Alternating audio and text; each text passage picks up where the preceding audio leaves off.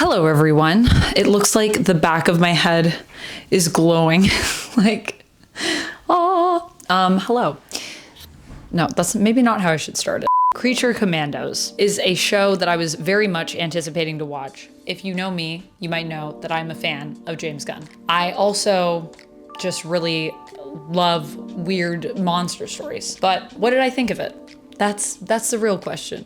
Now that I finally watched it, what do I think? This is the beginning of the DCU, so it's a very important first step. If you don't know me, my name is Amanda.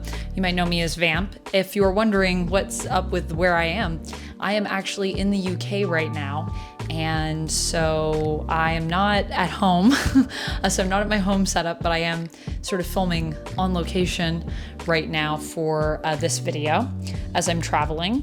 But I really wanted to talk to you guys about Creature Commandos as I've watched it, and then I actually went back and rewatched it because the first time I watched it, I had some thoughts that I kind of summarized to Duck, Uptown Duck, who, if you don't know, is one of my closest humans who I typically film stuff with and has appeared many times on my channel. But after we kind of had a discussion about it, I was thinking about maybe going back to watch it to just verify my feelings, which I did do. So now here we are, and let's talk about it. Creature Commandos is a show that basically follows this ragtag group of monsters who, in essence, are taking the place of the Suicide Squad. So once the Suicide Squad is basically no longer a thing that Amanda Waller can use, this is when the Creature Commandos come in, which is known as Team M for Monster. And this team is sent on a sensitive mission to another country. I think it's called like Pakistan. It's its own nation, much similar to kind of the vibe of if you watched The Suicide Squad, not David Ayer's Suicide Squad, but James Gunn's The Suicide Squad, which I did watch and did love. Very similar to that idea. So they're sent on this mission. They basically are trying to protect a princess, to protect the interests of the US, who want to make a deal with this country to get basically oil, and that is the crux of why we're here. Through the course of their mission, this team sort of learns a little bit more about how to become a team together, and we also get to see all of their origin stories, each episode kind of having a focus on each character that's in the crew and intercut with the present day story of their mission, which also becomes kind of two missions. The first mission is to protect the princess, and then they come back home, and then after a revelation from Cersei, the second mission kind of becomes to kill the princess. So then they go back to go do that, and each episode, while we're in the present and they're doing that, we're also getting cuts back to the past of their origin story and why they are the way they are.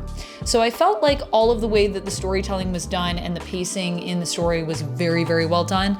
I do feel that the characters were really cool, and I really liked their origins and the way that they were approached. The writing was very solid in this. Just overall, it's a really solid show. It's really fun, but, and there is a but, there are some things that just I was surprised about how I felt about them, which is really why I ended up going back to watch it, because I didn't like it as much as I thought I was going to. So stick around for the end of the video. We'll talk a little bit more about that, I think, last, but let's talk about some of the things I really did love.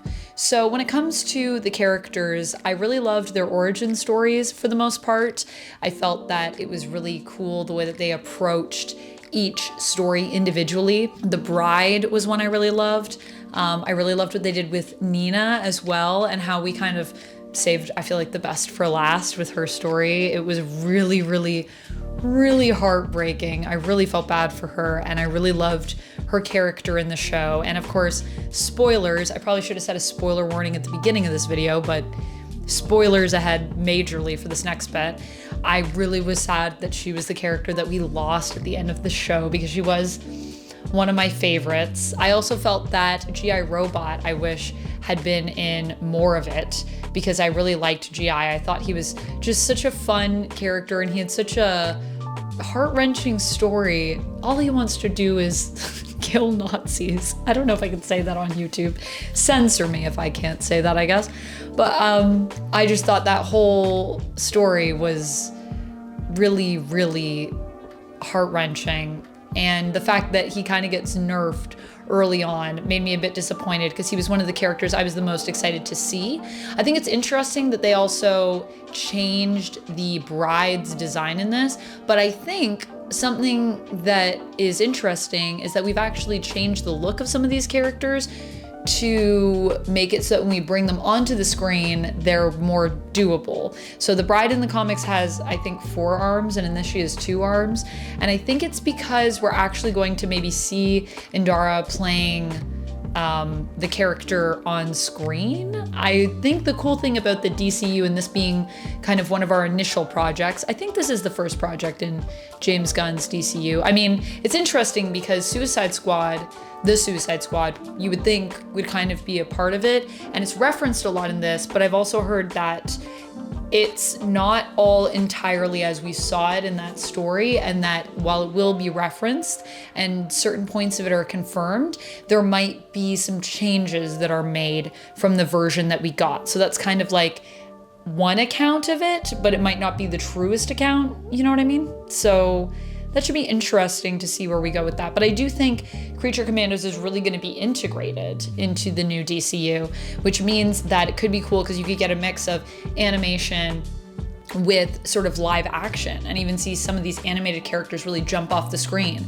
But the cool stuff with giving yourself animated series, because then you might ask yourself, well, if you're going to do that anyways, why even do an animated series, is it allows you to do really big things that might be more difficult to do on screen, nigh impossible in some cases. And I mean, with this show, it's also very action packed. So there's a lot of big action sequences and things they can have that are animated that look really good, as opposed to doing it live action and maybe having it be a little bit lackluster, or maybe you need to do it on a smaller scale and it would maybe then also be more expensive. Not to say that animation isn't expensive. Speaking of the animation in this show, I feel like the animation is very well done. There's that scene that I think we also saw in the trailer where they're all walking together when they're going to the castle to kill the princess near the end.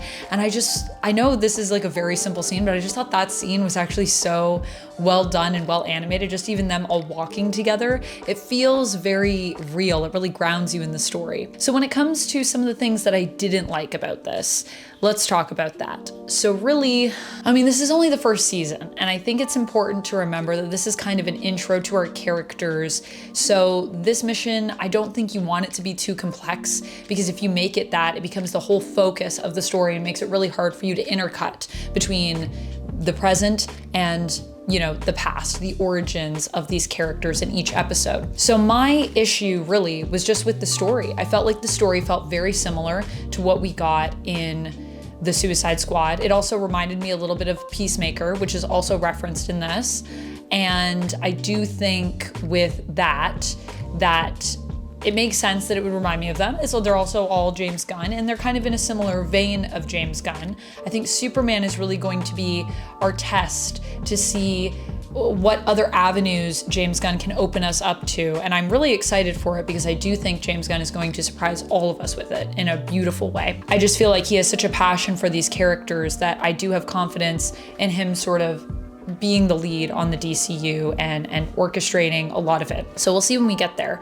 But when it comes to his story in this, it just felt like really simple. Like the reason that they go there is because Cersei and the Sons of Themyscira, which is kind of like a group that she's leading, are taking down the princess, and then she's promised this group that then she's going to take them to like march on Themyscira, because they're just like a bunch of guys that feel like they should be allowed to go to Themyscira, and like, why is it all for women? Why do women get all the best waterfalls? So that whole mentality, and it just being a mission that they're on because they want to protect their sort of trade agreements that they're negotiating with the princess who's going to inherit this land, it just felt like really basic to me. And then some of the story elements as well, like also when we go into Weasel's story, and I rewatched it, but just everything felt so convenient. I wasn't sure when it came to the kids that he interacts with why they were at this school and there were no teachers. Like, was this during the summer? Like, where were they? Was there any supervision? Were the teachers like out and this is recess, and then where did they go? And then a lot of convenient things like, they find matches and they play with them, and just all of these things. There are things that they warn you as a kid, like, don't do these things. These kids felt like they did all of those things, and the way that certain parts of that story are basically like a domino effect that lead to an ultimate tragedy. It just felt very like convenient, I guess, is how it felt to me. And so it was harder for me to connect with it, even though I do think it's a really heartbreaking story. And I do feel for Weasel. And I like that, you know, a lot of these characters get heartbreaking stories. Even Eric of Frankenstein, in a way, even though he's kind of just like a big, awkward, kind of jerk of a character who just really loves this woman that does not love him back, and he does not know how to respect. No. I guess it's hard though when, you know, the bride was supposed to be made for him, and then he has to realize that, or I mean, he never really does realize, that's the sad part of his story, that just because she was made for him doesn't mean that she is for him, that she wants to be with him.